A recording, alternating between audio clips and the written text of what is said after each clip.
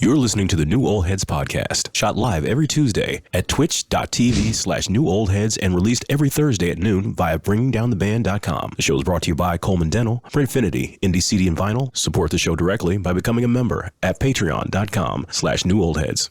You are now tuned into the New Old Heads podcast. I am Major 7th, the whole crew, the family is here. My man Jay Moore, how are you, my brother? Doing well. Peace, freedom, and reparations as always. I like that. Right to the point. Hey, buddy. Hey, Lone.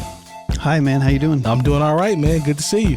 Thanks. I just have to say real quick, I've noticed a lot of people call me Long in the comments. I hate when people call me. And it's a little weird. That's very weird. it's uncomfortable. Either that or white dude. Yeah, it's always white dude, white boy, but they also call me like the regulars, they'll call me Long. I'm just here to just let you know it's actually Lone. So Lone. Yeah. But still love you, but Yeah, get it right. Glad you said that, my brother. DJ Jay Diff, what's happening, man? Salutations. Everything good? Everything's copacetic. I like that. I like that in you. All right, man. Well, let's get down to it. Let's talk about podcasts, the raising prices and costs that come along with podcasts for independent artists. Got some video we want to play, and then we'll dive right in like we always do. All right. Music, unlike most other industries, is just kind of in a race to the bottom as far as price goes. Right. Every year since the mid 2000s, technology has come and pushed the price down lower and lower and lower on what we do. Streaming is kind of the culmination of that. Price is always going down. Everybody wants to sell it for cheaper and cheaper and cheaper and cheaper and cheaper, as opposed to other industries where they're just like more expensive. So yeah, that was Blueprint with Super Duty Tough Work podcast. Blueprint independent artist out of, I think, Columbus, Ohio, or I'd have to fact check it, but that sounds right. Sounds right. Yeah, over there. I actually have a record with them. They make a good point, especially about music, because everything is dirt cheap at this point. We've talked about Spotify, we talked about payouts, we talked about direct to consumer, we've talked about all of that. But from an inflation standpoint, we see that it's the opposite in other industries. But with music, everything is getting chopped down, consistently chopped down to the point where it's just pennies on the whatever you want to call it. Remember, Lone, we were talking about a few shows back, that pot or that fund, right? Where just Spotify pot. Yeah, where all of the bigger artists can just benefit from the lack of sales or whatever you want to call it from the, the smaller people. Yeah. So I feel what he's saying, because it just consistently continues to get, from a music standpoint, continues to get chopped down all the way down. Yeah, I think on this particular episode, I watched part of it. He was kind of alluding to, like he doesn't want to have to raise prices for the stuff that he does. He likes to just hit people with a flat price. This is what it costs. It doesn't matter who you are. This is what it costs for my time. But he's like, I got to raise prices because everything's going up. But at the same time, like we're making less as well. Because of the whole, this kind of goes into our conversation a little bit about, is direct consumer a better way for independent artists to go now? Or is there still value in like the streaming platforms, especially if the streaming platforms are going to be, having these thresholds that you have to meet? So yeah, I don't know. Like the way he broke it down is valid. I think what he's saying is right. But when we've had the conversation about the opposite with the direct to consumer, is that this makes me think about that more. Just when you think you may have, I'm not going to say cracked the code, but found a way to flourish in one aspect, something else is going to change. They pull the rug right up from underneath you. I mean, 2 years from now, it could be something completely different. Well, let me ask you guys this question. Based upon kind of this conversation here, and we talked about, Terry, you brought up a couple weeks ago how Big Crit dropped that new thing on his website or something, but it looks like he's still on Spotify and Apple Music. Would you guys, how hard do you think it would be legitimately as an independent creative to bypass streaming services completely and to just put your music out on, let's say, your website or whatnot? Curtis King, he's got a YouTube presence as well. He has recently taken all of his music off of streaming. If it was an artist that you really liked, let's say Crit, for example, or something like that, would it deter you from listening to new Crit? No, not necessarily, because in my opinion, as long as there's not a paywall behind me actually being able to check it out, and he's still benefiting from that stream somehow, I don't know how that works. Right. If there's an option to download the album, it's still going to pop up in your player on whatever streaming service you use, essentially because your phone recognizes downloadable music and it'll apply it to.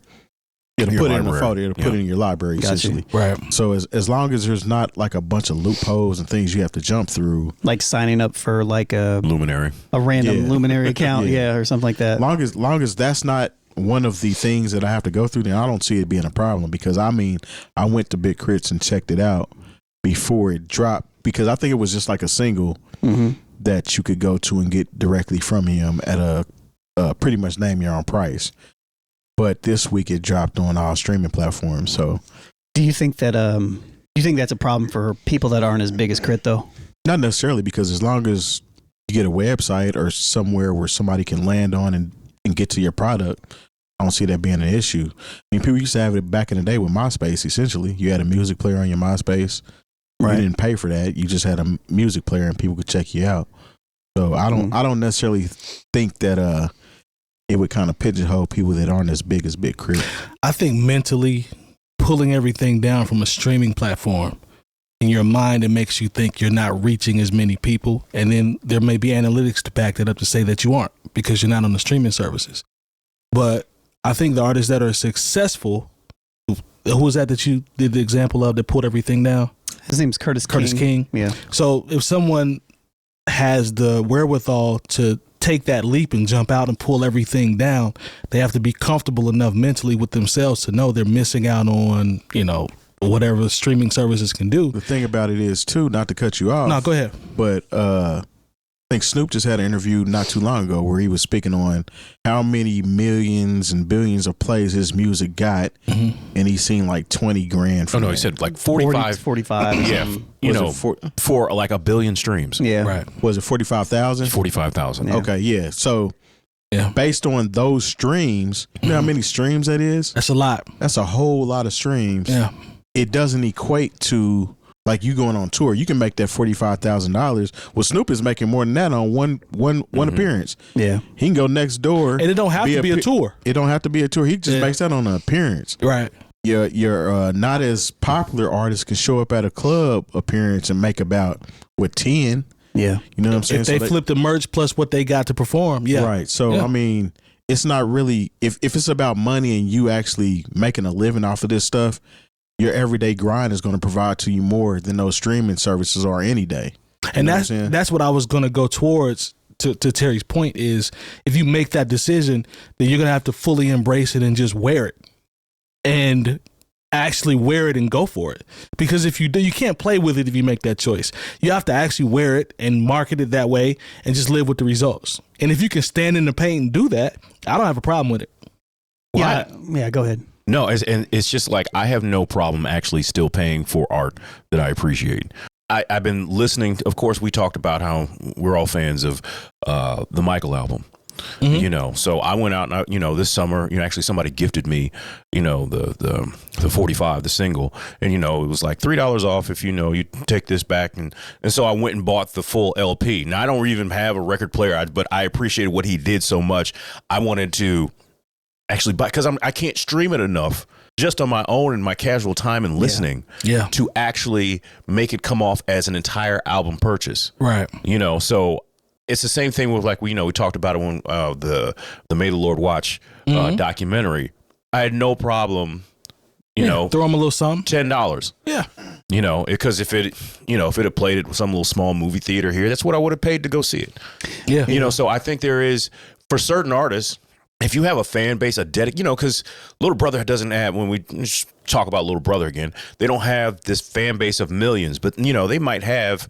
They probably got millions. They got millions. They got millions. I think that maybe, but it hasn't translated into how they've been able to, sell records. Just say they have 50,000 dedicated fans. Okay. And those 50,000 dedicated fans, instead of streaming the album, say they come out with a new project next year and they're like, the streaming game is not for us. We've set up a website. Okay, if you would like the album, here it is for $7.99. I'm going to buy it. Exactly. I'm gonna buy it. You know, and we're talking about a smaller, you know, I don't want to call them smaller artists, but say like somebody on the level of Jay-Z says, you know what, the streaming does not serve me. Now, mind you, there are people who won't buy it just because they feel like Jay-Z has enough money.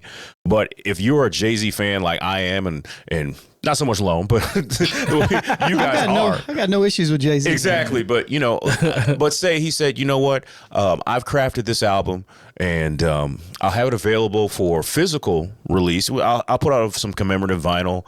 You know, be able to buy it at Target. Target seems to be selling a lot of vinyl lately.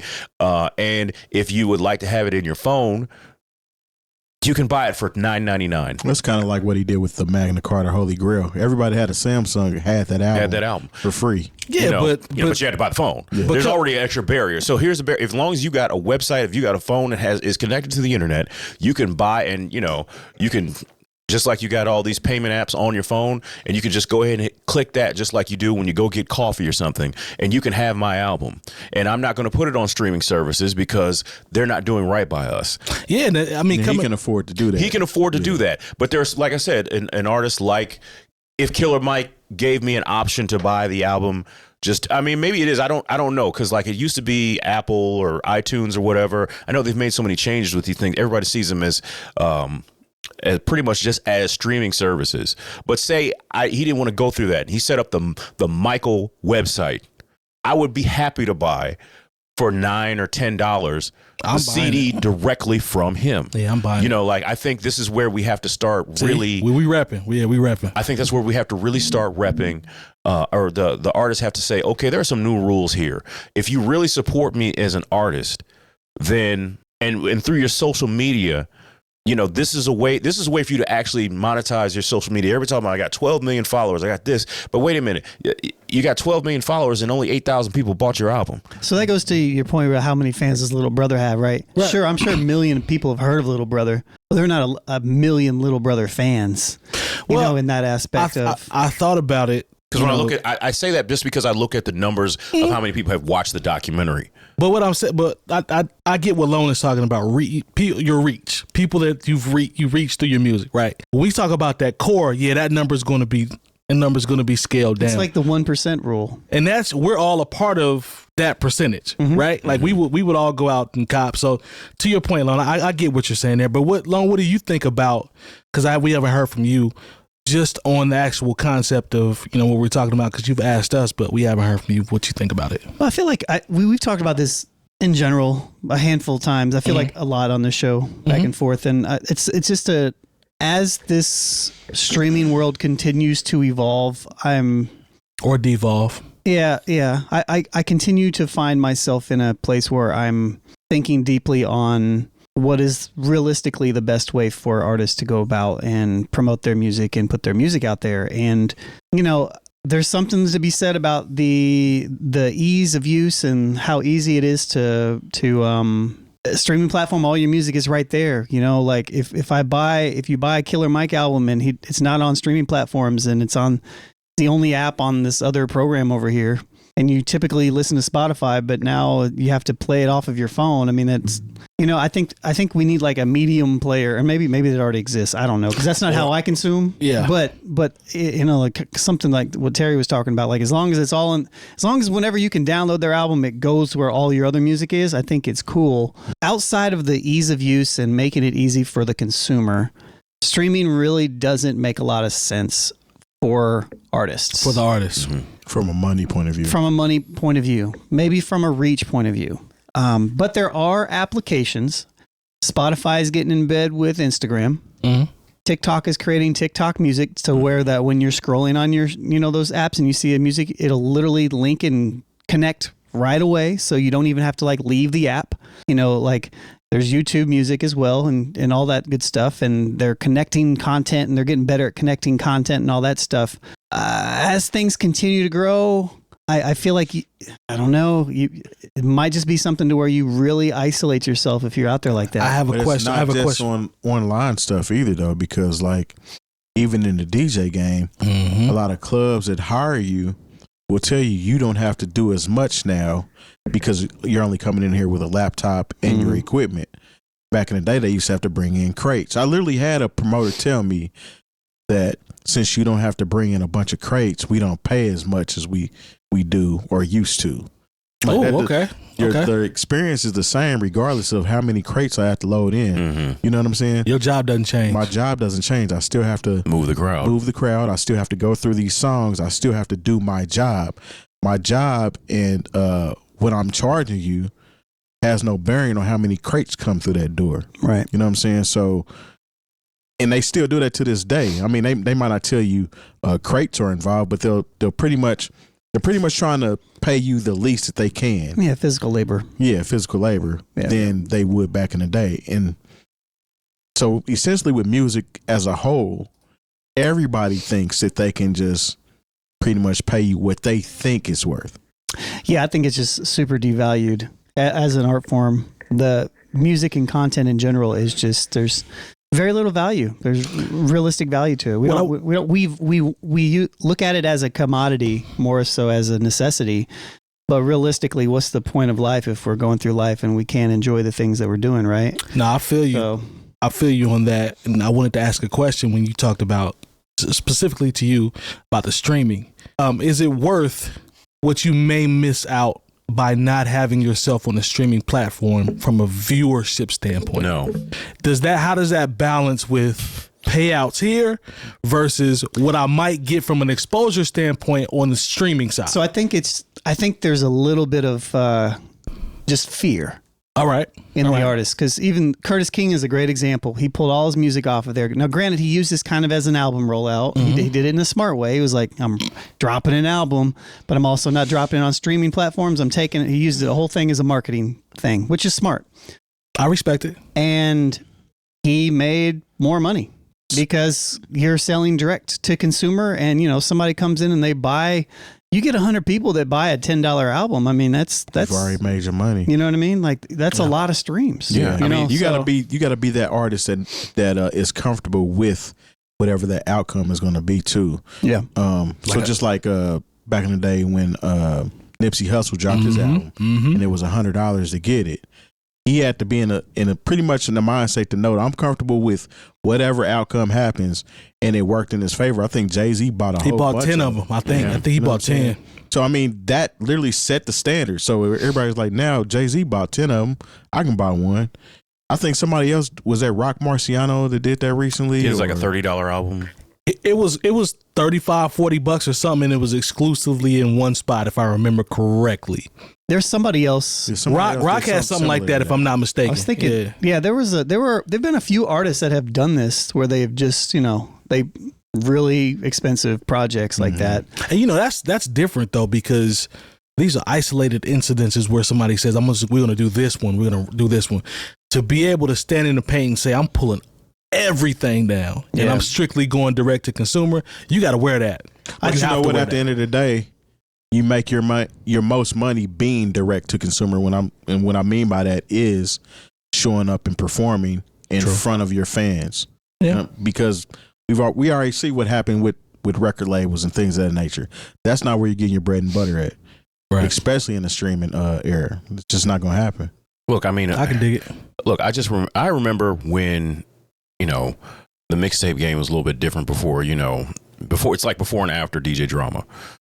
I learned the direct consumer game by having CDs in the local record store on consignment, my mixtapes, if you will. And it was like, okay, they sell them for 13. I go in there and collect 10 out of that 13. Mm-hmm. Okay. And I understand this is before everything was online. Say Nas, he says, I'm not letting you stream any more of my music. I have a Nas app. Okay. That again, this is one of those artists that can do that. They can do that. But you know what? If I ain't downloading them Nas app. But they're like, once again, if you say you only get 20,000 people to do it, and you download the Nas app, you get exclusive information on Nas, and then when he has an album he puts out, it's $7.99. 20,000 people download a $7.99 album. That's almost $160,000. Okay, that same thing kind of happened with Ye and this whole STEM player that he dropped. Yeah, right. But obviously that's not working because, he just let it went astray because he had an album supposed to drop last week. It still ain't out. Well, because he couldn't. If he was using this clear platform, those Backstreet Boys but if he samples. was using this platform the way he should have used it from the beginning, it would have went straight to that in the first place. That gives me a peace of mind to know that if I really rock with this artist, I bought this piece of hardware from this artist that says that I'm going to get elite access to it. But it only happened for one album. So how does that make you feel as an artist if somebody does that to you, where you've bought this access to them and you're not being pretty much served first, so to speak? You know what I'm saying? Well, no, I just think with artists, like when I hear Snoop Dogg is only getting $45,000 from 1 billion streams. Now I don't know what his contract situation is. You know, they got to cut all that up between producers, the songwriters, different mechanical situations. Okay, but still 1 billion streams and you're only getting $45,000.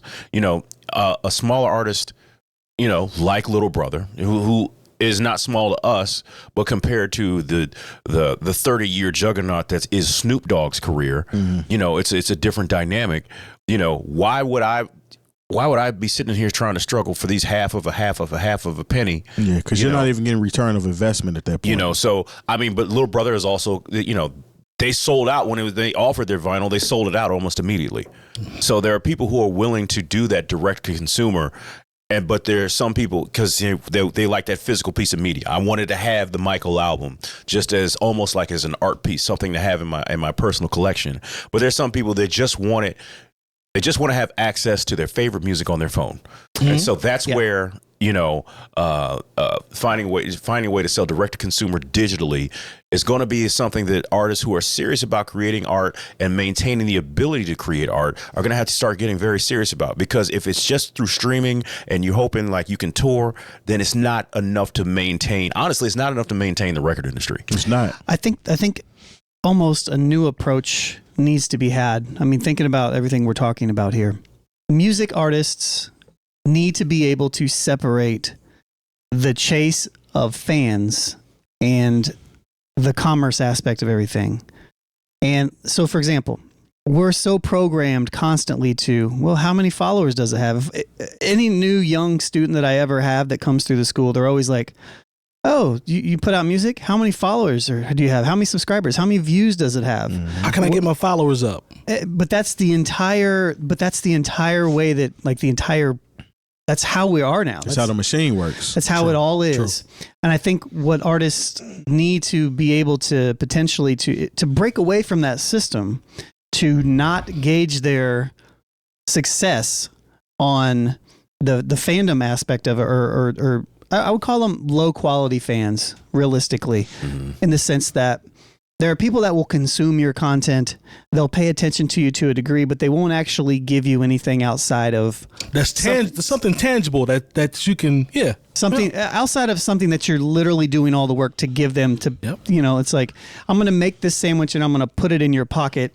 So you can leave, but they're not coming in your pocket. But they're not coming to sit down at your establishment to spend money with you. You know, if we can separate the ideas, I think the artists that can separate those ideas, sure, get out there, do your social media stuff, do whatever. And then if there's a big push to like, well, if you really like this, cool, come over here and this is where you can support my music.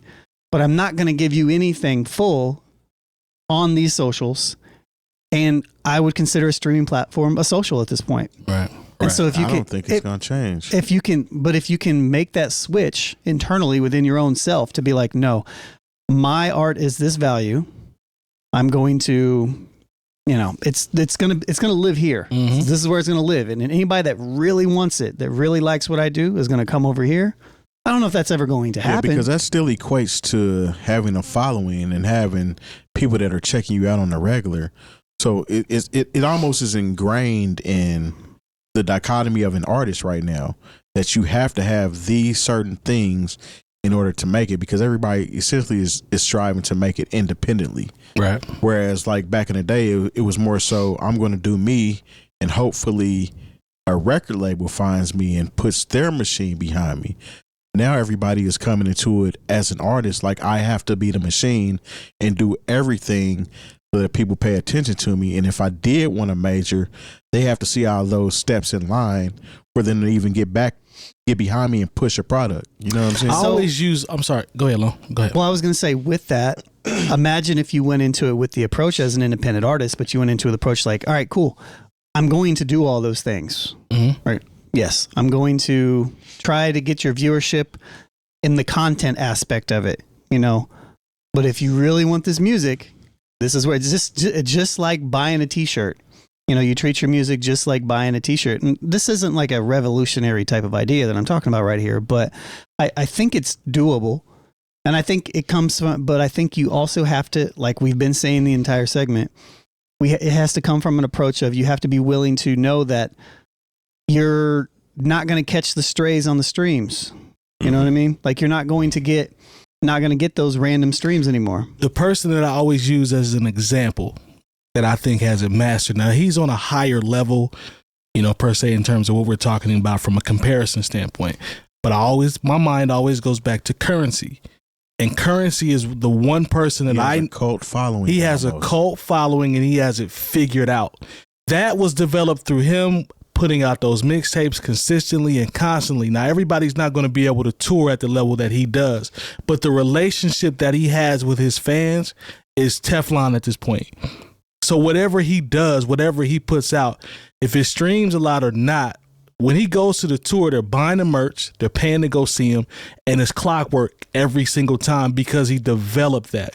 So it's about, if you want to choose either A or B, you have to really stand in the paint, like I said earlier, and embrace it because it can be done. I think I agree, man. I think the more that I think about this concept, and I have been for the last 2 months, it's like you almost have to just commit to, no, streaming does not do me any favors. I mean, like, sure, I may make a little bit of money here. You know what I mean? Like, I may make a little bit of consistent money. Yeah. But now with Spotify changing the thresholds, you know, like, it's instead of looking at it like, all right, I'm gonna compound on my catalog. It's like, no, focus on what really matters. Focus on trying to develop those relationships and focus on putting out your art in an artistic way instead of just doing something and putting it out and hoping that this many people listen to it or I get put on this playlist or, you know, it's like, it's a whole bunch of like hopes. Yeah. Say what you want about Griselda. West Side Gun is a genius the way he flips their product outside of the music. The hoodies, the artwork, the pictures with the 3 eyes on them, however y'all want to call it. All of that stuff goes into what we're talking about. He's a good businessman and figured out a formula in order that works for him. Thank you. In today's climate. Yeah, I agree with that. You see what I'm saying? Like they've nailed it. On top of putting out music. To a point. Because think about how long he's been doing it. He's been doing that for about 10 years now. Yeah, it doesn't seem like that because they've just now started kind of gaining mainstream steam, essentially. But what I will say, though, Terry, to that point is, even as they were gradually building it, you could see the benefits of the seeds that they had sown. Like it wasn't like they went from super broke and just, you know, 10 years later, it's like, okay, now they're where they are. They were comfortable 4, 5, 6 years ago. Now, it wasn't the level that it is now, but I'm saying that to say they put the model in place. Well, they was comfortable from other money. But I stay out of grown folk business. Y'all know that's my line. I stay out of grown folks business. But those are just examples of what I'm talking about. If you stand in the pain and embrace whatever you choose. Yeah, I mean, they knew what to do in today's climate. Yeah, 100%. Is what it boils down to. 100%. He knew what to do with his crew as far as putting them in a place to where they don't have to rely solely on streams. That part. I can sell you this merch. You can cop this merch. You can cop this CD, which I call it artwork. Yep. Because that's what he calls his product. He calls it artwork. He's selling it straight to you. You're getting a tangible item. Yep. So that kind of goes through the whole thing, kind of that Lone is saying, stepping away from streaming not necessarily being a bad thing. And understanding your fan base. The streaming makes people feel more comfortable because they know that they can run to anybody on the street and tell them they can pull up their album right now on whatever streaming platform that they're using. Versus if I have my own, you got to go to this site. All right, type in this site. Yeah. All right, click on this link. Mm-hmm. You know what I'm saying? Versus it being easily accessible to them. But the thing about it is, people are lazy. They don't want to go through the grind and hustle and bustle that it takes or it took at one point in time, because people were literally using their trunks as their office back in the day, selling their tapes and CDs out of there versus going through a record store.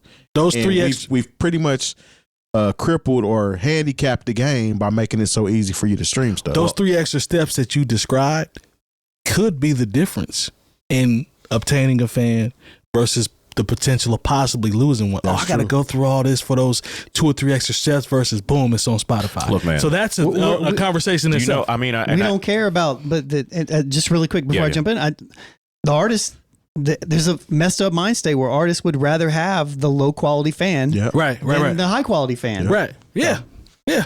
Look, this is kind of a crazy way to play this, but I mean, let me make sure I say this correctly for the algorithm. Music artists need to learn from OF models.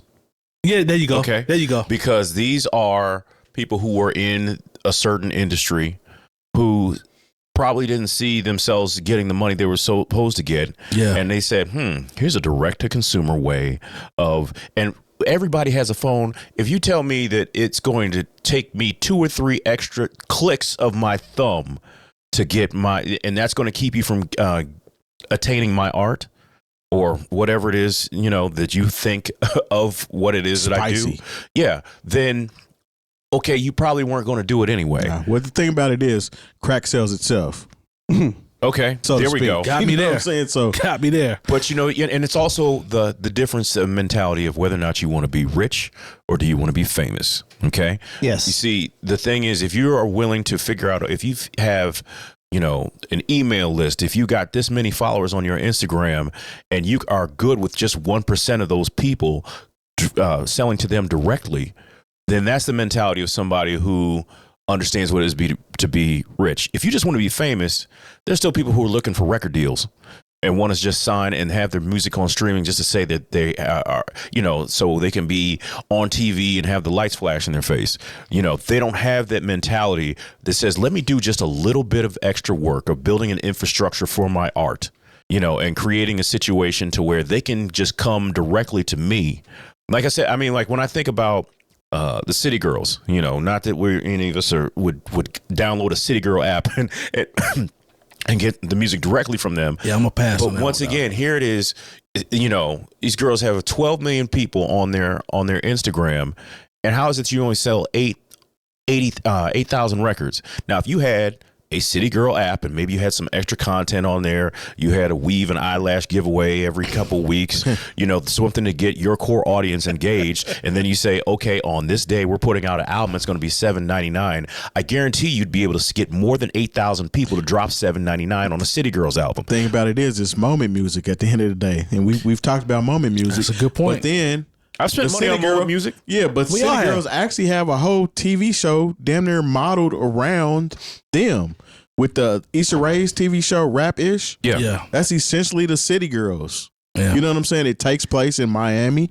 Yeah, it comes on every whatever day of the week it comes on. You can't get a bigger live than that. They've pretty much used kind of their model and created a TV show around them actually getting on. Well, not them.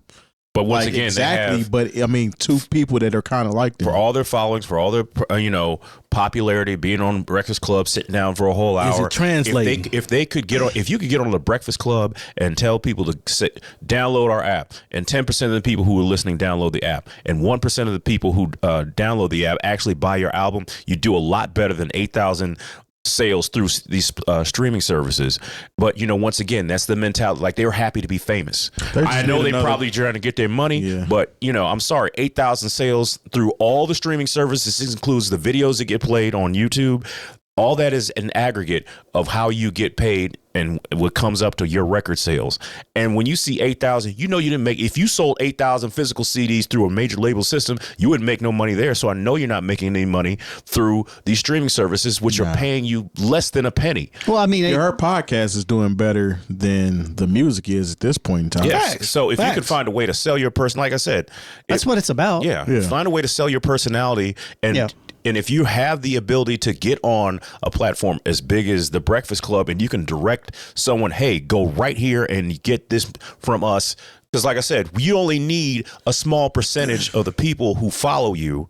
Like if you could just get 10% of the people who follow them on Instagram, which is 1.2 million people, to spend the money, then they'd be straight. But now, because you're depending on streaming, you don't have an infrastructure to where you have any physical sales. Like, at least with, someone like Killer Mike, he knows his fans are going to go out and drop money on a physical album. Because Killer Mike his fans are legitimate fans. These are people that want to see him win. Whereas I think the City Girls City Girls have legitimate fans. We just don't know them. Where they fail I don't know. Because, I can't even say they fail because they've already won, essentially. Mm-hmm. They came in at a point in time, like right before COVID. It was party anthem up. You know what I'm saying? Right. That's what their music was. The City Girls are novelty at the end of the day. At the end of the day, you have to choose your route, embrace it fully, and live with the results. But also, what I would say is this, is that even though we think that the game has changed, the game has always been the same. And what I mean by that is it's always about, in general, we have all been tricked, music-wise, to accept streaming as the way that is most beneficial to everybody. And we need to look at it as, no, it is just one way. It's one tool within everything else. If you don't want to use streaming, or if you just want to use streaming as a supplement, I think that's the best way to look at it. But it shouldn't be the most driving force. Like, you put out an album, you should have a way for people to go and spend money to buy that album. Right. You still want to utilize streaming platforms because you're still on there. I say, yeah, cool, do it. But it shouldn't be the only thing that you do, because you're not going to develop any type of there's no way to develop fans. There's no way to develop fans with that. I mean, like real fans that can really connect with you, because it's just like, I agree with you. Like, I it's agree the with TikTok stuff. We've got 13,700 followers on TikTok. How many of those people actually come and watch the full episode? Not very many. Yeah. You know what I mean? No, that's game. That's game. Not very many of those people. You know what I mean? So sometimes we'll get people that convert over, and there will always be those stragglers. But it's like, that's why you have to have the infrastructure in place to actually connect and talk to actual people, to actual fans, to actually sustain yourself. So, no, I'm with it, bro. I think we've all made good points, and we don't have the answers. It's not like this is a blueprint, but the variations in it. We need to talk to Sway. Yeah, like I swear I ain't got all the answers. I'm just saying. I'm getting closer to the answer, though. I will say that. The more the question is, do we share it once you find out? Yeah, you always share. Yeah. Thank you, Lone share the Give Game. information. You always share Yes. information. What? Who cares? Oh yeah. Yes. Because first of all, I once again, because being a retail investor, I start looking at things and I'm like, wait a minute, Spotify doesn't make any money. Right. Spotify, like literally, Spotify loses money every month. Yeah. Not the Millions best, not the of best dollars. stock, is it? And so, it's like, okay, here's this company loses all this money, and then you wonder why they don't want to pay the artist. It's like, yeah, Doing something somewhere, because I'm sure the people that work for Spotify aren't broke. Yeah, I mean, but when they ain't broke. But the thing is, it's crazy is when you start really looking at things. You know how many companies just continually lose money and write down losses, and it's just really tax, nasty. it's tax but it's tax. Yeah, it's tax stuff. But yeah, they don't really lose money. They just know how to on get paper. They lose. They know how to get rid of their money so that Exactly. it seems like they're losing money. Exactly. That's why I don't buy into any of this nonsense. I don't It's need like, it, because there's no way that a company like this big with an app that does what it does and is efficient as it does, streaming to so many different people, aren't making any money. That just doesn't. And plus, I'm convinced. Tells me something. I'm convinced with the fact that it's not regulated like radio was. I'm convinced that there's so much money hidden. So many. There's places. so much payola going on as far as these lists are concerned, because there's no payola act that has to do with streaming. So if you want to, I guarantee Atlantic, Universal Music Group, they can just go up there and drop off bags like this. Before Alan Freed in the 1950s, that's what you could do. You could just go and drop money off to DJs. Yeah. Let's pivot and get into this next topic, but good information from all of us, I think, on this one. I'm going to run the partners. Oh, okay. Thanks to our partners. Dr. Coleman of Coleman Dental is our go-to dentist. He's a longtime Indianapolis arts and music supporter located right in Broad Ripple. Printfinity is a screen printing shop based in Indianapolis, owned and operated by our own DJ Jay Diff. Our good friends at Indie CD and Vinyl operate one of the best record stores in North America. Shop new and used in their site or visit them in person. And the best way to support the New Old Heads is to visit our Patreon and become a member for as little as $3 a month. All details on newoldheads.com. Hi, we're back. This is the New Old Heads podcast. That's why I looked Indeed. That's why I looked over there. Welcome to the broadcast of the New Old Heads podcast, where we do things like talk on the microphone. Indeed. Thank you for being a real fan, because if you watched our partners, that means that you actually watched the show, I guess. Yeah. Yeah. Anyways, All right. it was a long segment, but I think it's cool. We don't typically get to like Good game, though. Good game. I don't know if there's a lot of game necessarily. I'm talking about just y'all. Everybody was making good points, though. To That's me, what I mean. that whole segment was like just brainstorming. But yeah. Anyways, I mean, it's dope when you hear 4 different perspectives on something that's that intricate, because there's so many ways you can go with that conversation. So let's talk Doja Cat, man, because Doja Cat she sent out a warning on her tour, and this warning was to her white fans. Jay Moore, Okay. told them that they should not say a certain word. Okay, so she's not playing, because there's audio of this that has her saying, "Y'all better not say this." Now, I'm not familiar with this record. I'm a late bloomer on Doja Cat, but I think her last album, she had some heat. But apparently, she has a record from 2021 called "Ain't Ish," and there's a lot of words in there, but the N word is in there a lot. And at a show for her tour that she's on tour, shout out to her for getting that paper. She says, "Watch your mouth if you're white." She says that before the hook comes in. So, Jay Moore, I'm coming to you first. How does that make you feel when you see Doja Cat tell her white fans chill on using the N word? I was surprised because, Doja Cat has a history of, showing feet. And, I almost feel like she's one of those people who would just be like, "Oh no, my fans, they don't mean it like." I thought, she just doesn't You seem thought like she was gonna go that route? I just didn't see Really? her taking. I don't really see her She like don't that. strike. She kind of strikes me as a person that wouldn't go that route. I don't Jay. know. Like I'm hot and cold on Doja Cat. I am Okay. honest. Because like I said, I think "Paint the Town Red" is that. I think that's one of my favorite songs that came out this year. But sometimes she does and says stuff. I'm like, you were right there, this close to being right on something, and then you took a weird turn. Something derails it every time. Yeah, I mean, first of all, I'll just say it. She's right. She's right. In saying this, but at the same time, it's like Doja Cat, the majority of her fans are white people. I'm not saying all, because like I said, I'm telling you, I'm a fan of some of her music. But if you know that you're in that pop space, you have to be very careful, if you're aware of this word and its history and how people have used it. And, because I remember Kendrick Lamar kind of had an issue. There was the same thing. It was kind of a same thing that happened. People get to sing along and get to feeling free. And sometimes I look in the audience, when there are certain rap shows, I was like, all right, you need to tell your people to calm down. I don't have a problem with her saying it, because maybe if someone on her level says it, people will think a little bit more about it and say, okay, we can enjoy the music, but we're not black. And we have to, be aware of where we are and what we're saying, even if we're singing along to a record.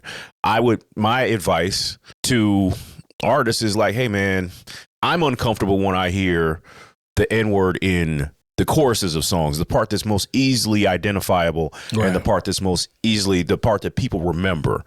Like I'm not comfortable with that. I'm only like I said, like on the last show where I had to get my little jokey joke off, like that was something like on all the shows, that's the only time I've ever said that word, because I do not say, I try not to cuss on the microphone.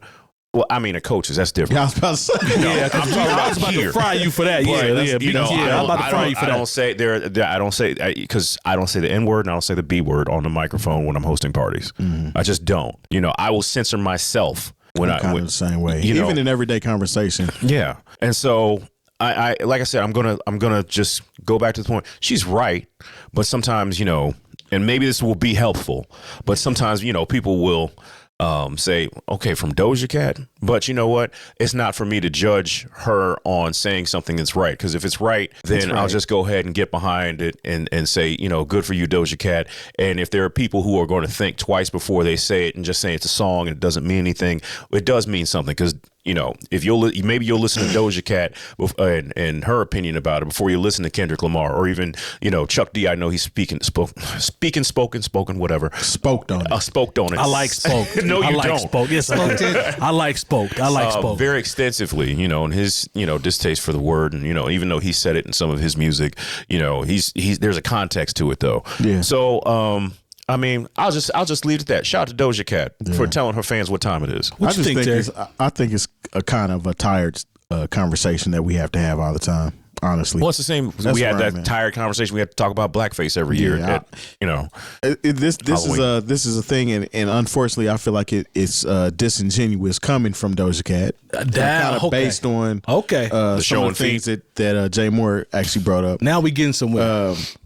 At the end of the day, you know who your fans are, you know what you've been involved in, Right. and you know what you allow outside of the cameras and things of that nature until you're found out, so to speak. But I mean, I think it's kind of a tired conversation as far as people that are embracing the culture and are so-called part of the culture should kind of know that without having it be said to you. But I'm talking never about the fans, I'm never or what are you talking surprised about? when they don't. No, I'm not surprised because I mean she's crossed over into the pop genre, so to speak. Because I mean, regardless of how many times she big ups Lil Brother or whoever else she was influenced by, we know what pocket she's in, and she's definitely eating off of that pocket more so than she was prior to that happening. That's real. You know what I'm saying? That's real. That's real. I mean, I think it's cool that she calls him out and pretty much says, "Oh, I'm looking at you," pointing the finger, but her past doesn't reflect what's going on, so to speak. What you think? Unless moving forward, she's kind of turned over another leaf and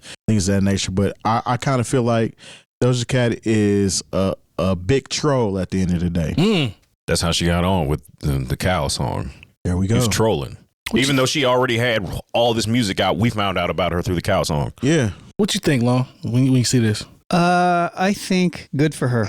Good for her. I think that's the right stance to have. I think not enough people stand up and say to their fans, "Don't do that." It's one of those conversations where it's so interesting because, and I'll just keep it at interesting because it's obviously if it wasn't a monumental part of a song where the N-word comes up, it's not just pop music. You know, it's just because a lot of hip hop artists in general are popular. And so you have a bunch of suburban white dudes that don't know anybody, and girls and women and men, and, you know, that don't have that cultural experience. And a lot of people, you know, most of these hip hop artists, if you probably put the race of the pie chart, they're probably mostly white fans across the board anyway. This is true. And so That's who always bought all the albums anyway. I mean, if you look at footage from NWA concerts, who was in the crowd mostly? You know what I'm saying? So with that being said, like if the music, it's not like black artists don't know that white people are going to be consuming this in general. So it's one of those things where I'm not going to pass blame or anything like that, but it is kind of like, what do you expect to some degree? And if it's never really addressed to some degree, Then it's going to continue. But it's not really addressed. It's not addressed. If today, my thing is that you can't really address it. It can't really be addressed. There's not going to, because there's always going to be people. There's always going to be those young kids that come up that think that it's cool, and there's always going to be those kids that come up, white kids that think it's cool. They're going to have black friends, a random black friend that's going to be like, he's cool. We'll give him at the end of the day, we'll give him a it's still pass. I think it's still addressed. I think it's always addressed. There's just somebody that always gives a pass, and they lean on where that pass was given. It's kind of like even with politics with Candace Owens. Mm-hmm. She's the one they run to whenever they agree with something. Well, she said it, so it's cool. Mm-hmm. This is a small percentage of what's going on out here that gave you that pass. Yes, but it doesn't necessarily give it a pass, so to speak. But it's a larger percentage that doesn't get addressed ever, though. This is true. Because when you say addressed, Terry, I'm thinking, okay, so when you say it is addressed, I agree with you on the sense of it is, because these are conversations that are not, we're not strangers to. We've had these conversations. But on the masses, when I hear an artist jump out the window and actually say it, to me, that's rare. I don't see that too often. I don't think it's addressed that way, where there's a huge group of people that hear this message at one time. I think we talked about Kendrick, we talking about Doja. I don't think that happens that often. I think amongst people, they have the conversation. But how she did it, I don't see that too often. At the end of the day, if it's still in the music and it's still broadcast to a whole bunch of white people, right? This is this issue's never going to go away. I don't think it's ever going to stop. I mean, that's fair. So that's when I say, like, okay, good for Doja for saying that, because that's the way it should be. But in terms of the actual impact, it's just like constant moderation. It's constant, like telling somebody you do better, Right. but it's never going to change. So that's why it's a tired conversation, because you can't really do anything about it except for say it again and, educate others around you. Right. You know what I mean? And that's kind of why I feel like people that actually embrace the culture, they don't need to be told that. It's almost like even like you don't need to be told that at all. You know what I'm saying? Yeah, at all. A lot of people out there don't need to be told that, because they embrace the culture. They are the culture, and they know that being a part of that culture, that's not allowed, and that's just not how I'm built, essentially. And it's like, and it's even beyond the culture, though. It's like, I don't know. It's like, why would I say that? I don't know, but it's because you're essentially part of the culture, so you understand. I mean, it's kind of nuanced, but to me, it's bigger than hip hop. It is. It's definitely bigger than hip hop, but it comes back to because everybody. I mean, it's still, the culture has influenced you in some way, shape, or form. Okay, you know what I'm saying. You have your upbringing or whatnot, but still, it still influenced you to some way, and you embraced it. And the way you came up, you knew that, well, that's not right for me to say that, regardless of the music, right? Even past the music. But other people are kind of just, they're just listening to the music. It's just music. It's nothing. It's going to be foreign to you. To his point, it's going to be foreign. Their train of thought is going to be foreign to you by default because of being embodied in the culture. No, it's not foreign at all. I understand it. Well, I'm not saying. I'm just talking about when you're like, when you're thinking about it, you're like, I don't get it. Well, I know you get it per se. Yeah, but I get it. They're not wired like you are at all. Well, most of these people that go through this process too are typically kids. When you look out in the crowd of like those crowds Rolling Loud. Those crowds are super young. They're kids. Yeah, they're super like young. 18, 19, 20, They have no 21. historical context for the word. I agree All with it that. is they know the people that they have looked up to their entire life say this all the time, and that's where it gets confusing. This is my favorite song, and I'm just going to say it. Yeah, and also you got to understand, like, part of the reason, like, I remember there was one of the hosts on the View got all broken up about the N-word, and I was like, yeah, because it's the one thing in America that white people just can't do, right? That black people can do, right? Because, like, if you're a white person, you decide you want to say the N-word 15 times in a row, you're going to lose your job. If a rapper or comedian says the N-word 15 times in a row, he's going to be able to buy an airplane. It's part so that's, and you know what I'm saying, because that's really language to a certain extent is really all we got. We're never, I always say peace, freedom, and reparations, but I know better. We're never getting reparations, not in this country. Now, it's funny because I got a coworker that told me he has 40 acres. I said, I said, hey, man, bless his heart. You kind of owe me your property. Yeah, right. And don't let me find out you got a mule, too. He better not have a mule. Yeah, I was about to get mad if he had a mule. The 40 acres bothered me, but he better not have a mule. Right. Yeah. So I think, that, like I said, it's on a cultural, sometimes political level. Like, it bothers white people that there's this just one thing that they can't do that we can do. I think it's deeper than that, though. It is. I think there's levels. It's levels. But they definitely want to do it. That's the level. That's one of the levels. Now, that's keeping it above. They do want to do it. Because here's what I would say, too, because I wrote an entire thing about censorship in college. In general, I am anti-censorship, period. Mm-hmm. I don't think it serves society at all. I think it's weird to censor words. I would have, especially in my youth and not being as understanding about how language can affect people. There's plenty. I think that's the key, right? Like, there. I remember I don't know the Wu-Tang song, but I just remember they let him milk this cow. No, absolutely not. All right. They let a maggot fly, and I, it's like, now that I'm older and I have, friends and family who I care about, who are a part of, the alphabet community. Please don't get mad because I'm just being that because I don't want to mess up none of the letters and numbers. LGBTQ plus. IA. It's a lot of stuff going on in there. I say alphabet community with all love.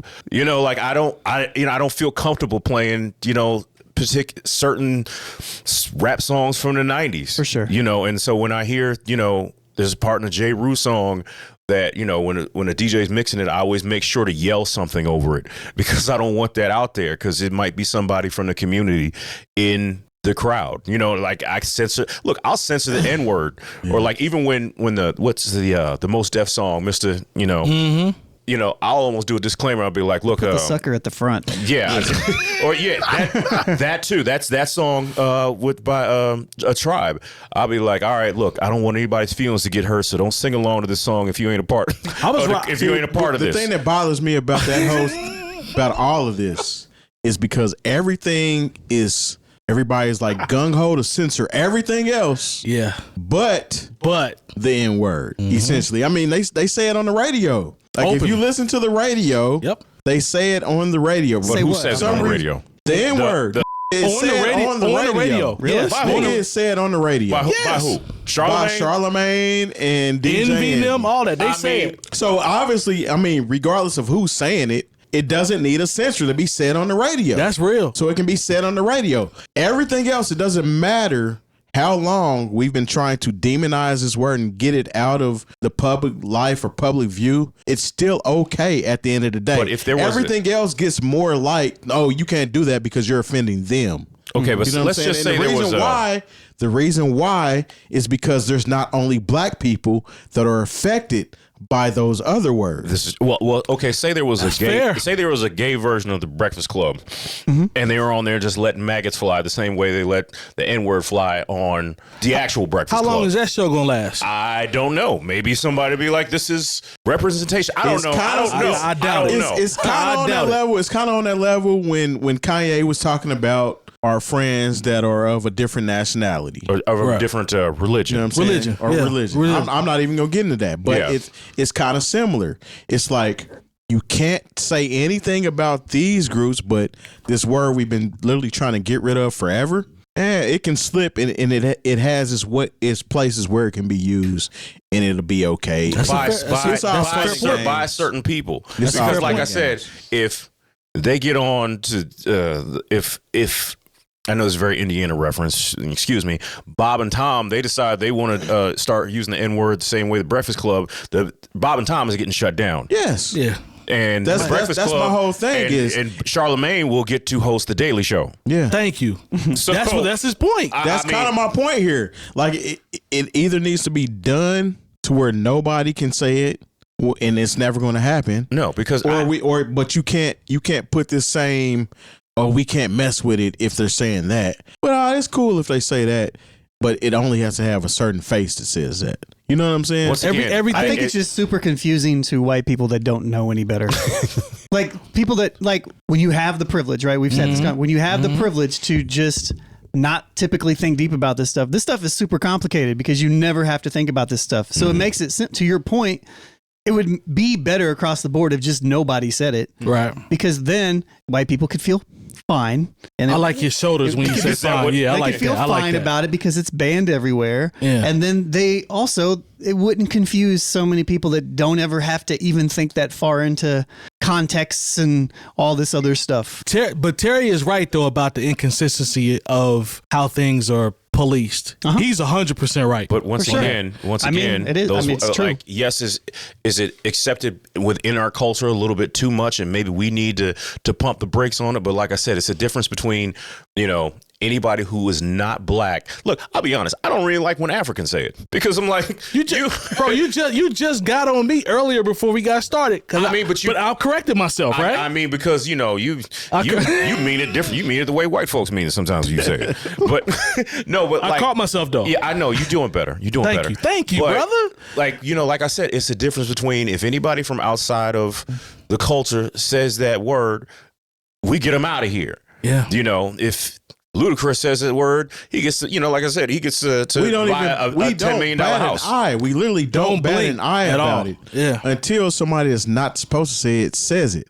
Yeah. But other things. That's all we got. Can we just tell people they can't say it? I mean, we've even said, hey, listen, it's crazy because you know that. Yeah. Everybody knows that. Yeah. Essentially, at the end of the day, that's all we got. And the thing is, like I said, we had this on maybe one of the first episodes that I guested on before I was doing it it was when Bill Maher thought he got off of Funny. Oh, right. And said, who was his guest? Ice Cube. Was it Cube or Scarface? Ice Cube came the next week after he said it to try to discuss it. That's right. Okay. You know, and he thought he got off a little funny. It was like, no, I mean, don't get that comfortable. Don't get that comfortable. And like I said, I have my rules for it. I don't say it in front of white people who I think know better. Right. You know what I'm saying? That's part of why that's part of why I don't say it on stage, because I know there's anytime I'm on stage, there's somebody, there's every Tuesday there's at least one white person in It's gonna be there. So I've trained myself not to say it on stage. I've trained myself honestly not to. I don't say the N-word in front of black people I don't know, because I don't know what their experience is with that word.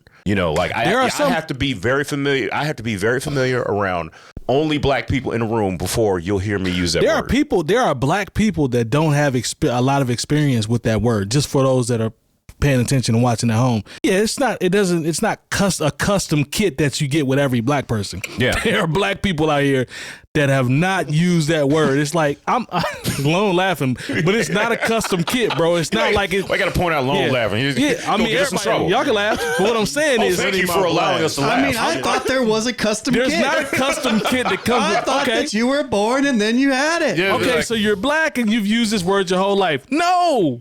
That's not real. What's not with real the life, black bro. people that don't have the kit? Yeah, you don't have the custom kit that allows you to say this. Well, what type of black person are you, right? Look, it's a real thing, though. Like, look, I'll be honest. Like, I remember I was kind of uncomfortable with how much it was used on the Chappelle Show, because in certain segments, I feel like the N-word was the star of the show. Because you know why? It gave the audience something to laugh at the end of the day. Yeah, I laugh, and you know what's crazy? So I did. I laughed out loud. That's not what he meant. I know he didn't mean that, but I'm just saying. I laughed. It wound up being a really great, but you know, like, and then I think some people ran with it, because I remember one of my criticisms of the Boondock show is the N-word really was the star of that show. But Don't lose your thought, though. Honestly, I need the Boondocks back, because there's a lot of things going on that the Boondocks need to address. Yeah, I just wish I had the comic strip back. I wish, you know.